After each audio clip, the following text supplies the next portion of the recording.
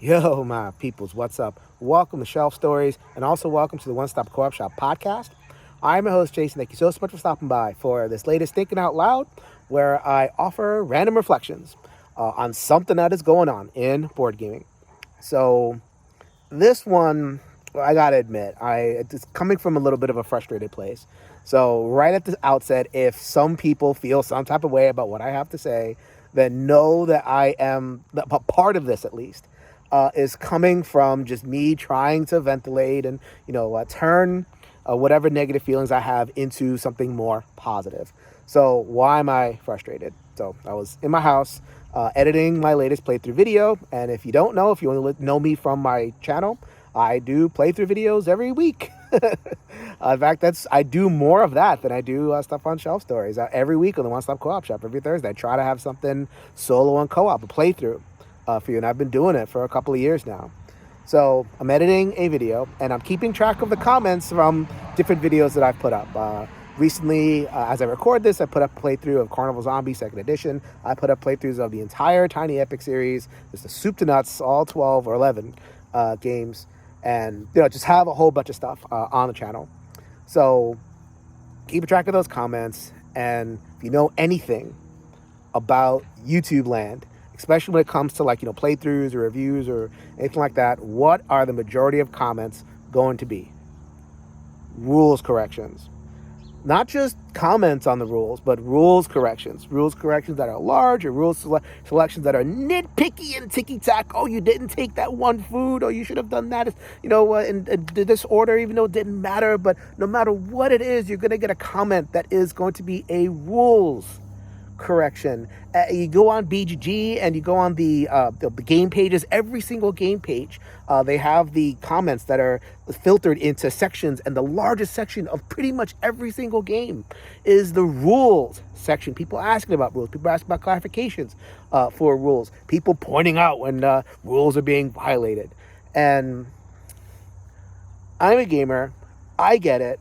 I've posted about this on my social medias, and I always get the pushback, well, you don't want to play it wrong, you don't want to ruin fun.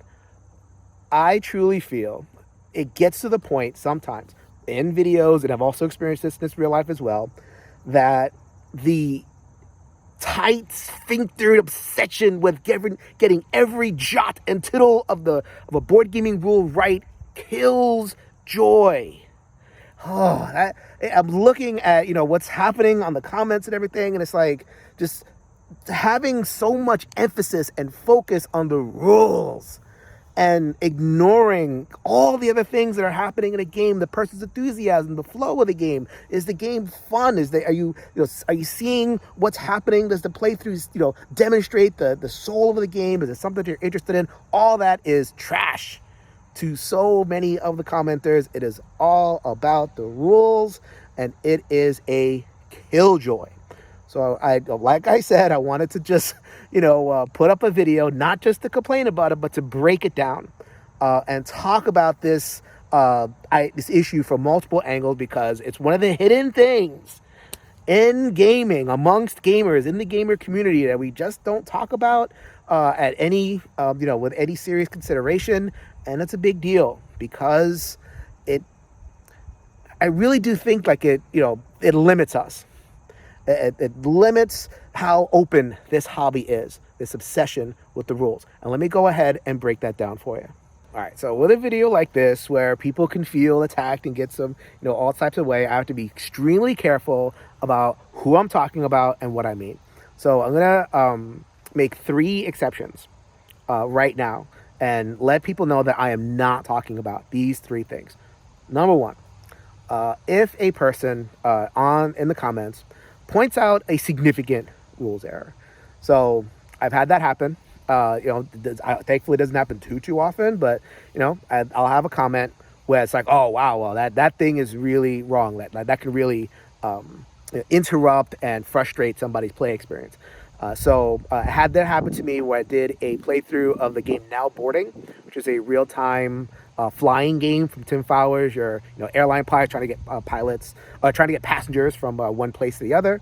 And when I did the playthrough, I forgot to upgrade the initial planes. So it was just like basic little planes.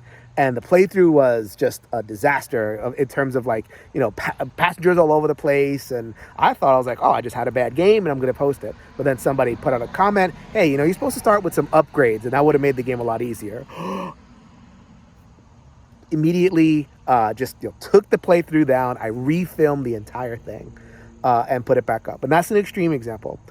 So other times, well, if I'm editing, I'm noticing like something significant that could really affect play. That, if someone's going to point that out, then I'm actually totally fine with that.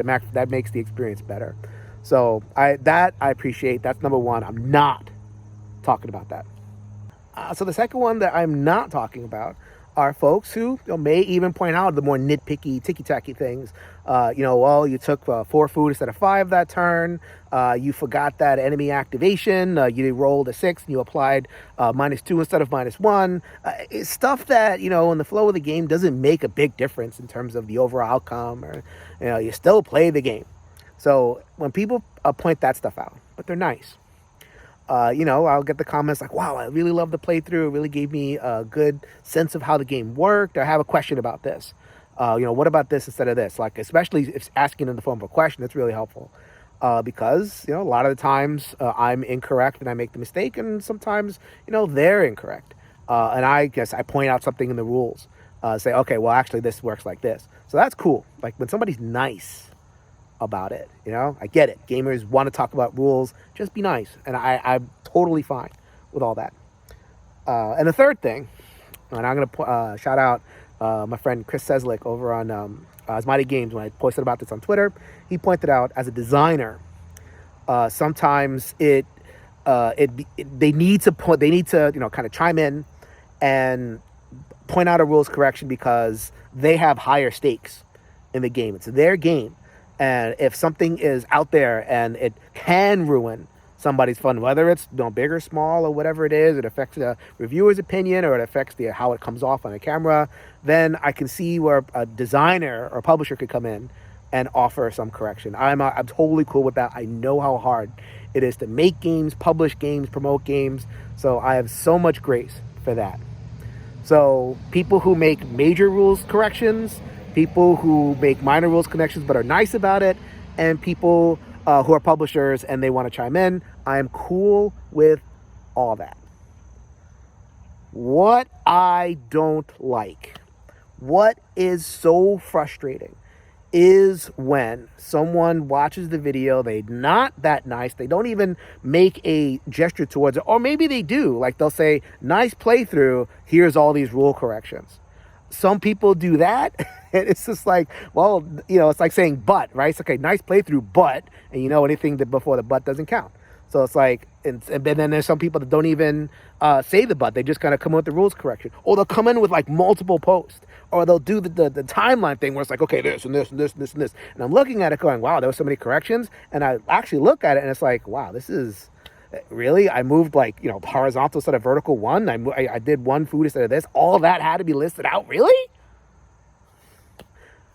And, then you can even get even ruder about that. So it's like, okay, I had, one comment here is an example where, oh, well, you did this wrong and they did this wrong. And, because you did this wrong, you would have lost the game.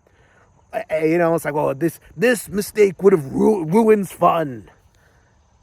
In that particular case, that person happened to be really wrong, and I was very satisfied to come back in there and say, oh, nope, this is the rule 5, I played it right. So, but that doesn't always happen. It's just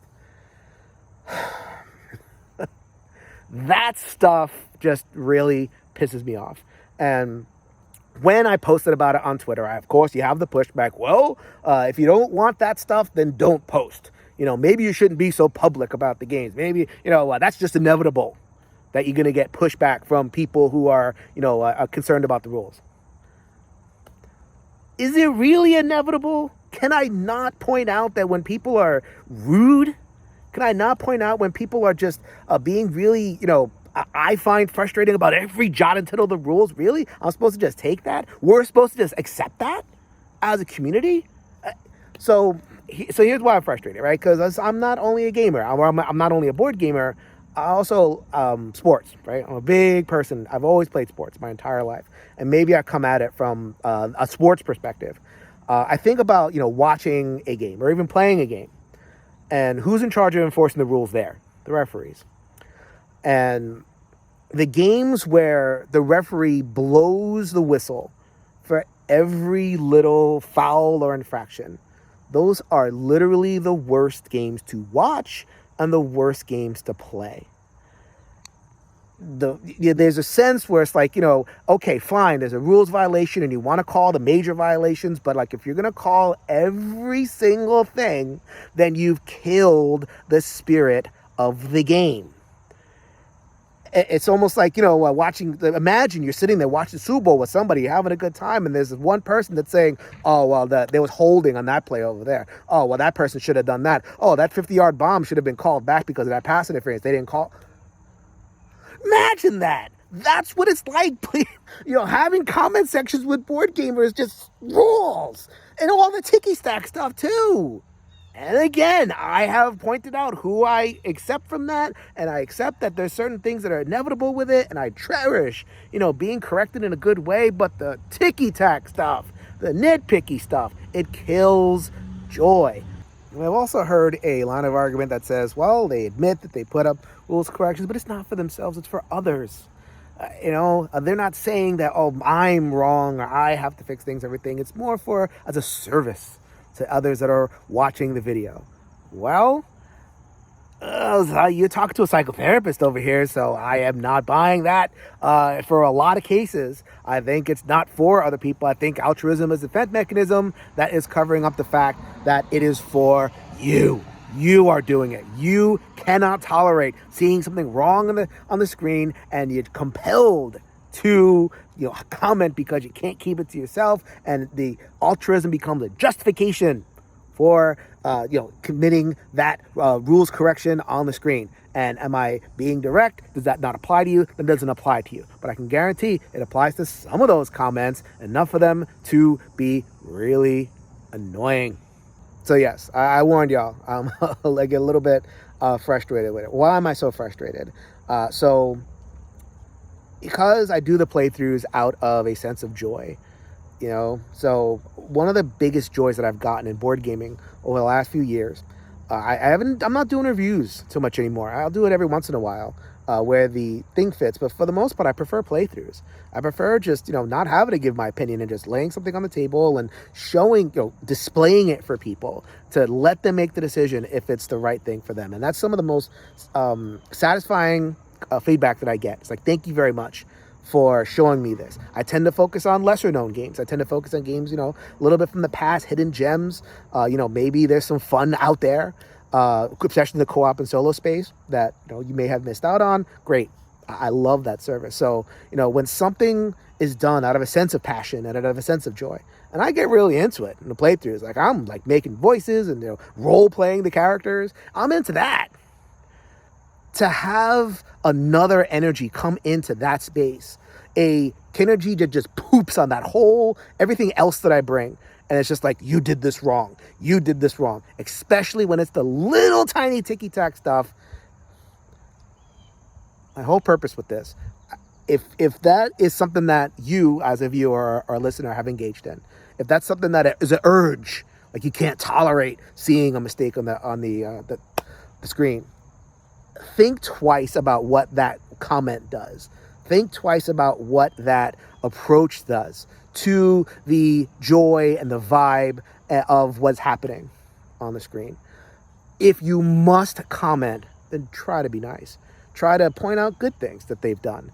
Like the playthroughs can be a whole 50 minutes, hour and a half sometimes. I mean, that means, double that in terms of editing. And then, if the person is learning the game, there's a whole bunch of work that goes into it. So express your appreciation. And if you can't, be silent, then go ahead and put it that way. If you're just going to come in there and launch into a bunch of, rules corrections, and especially as minor as they are, then you're going to get some pushback from me. That's just the way it's going to be, because I need to nurture my joy. And I want to shout this out to all the content creators out there. Whatever you got to do to nurture your joy as well, you go ahead and you do it. This is Jason reminding you, if you could change your mind, you could change the world. So until next time, later, everybody.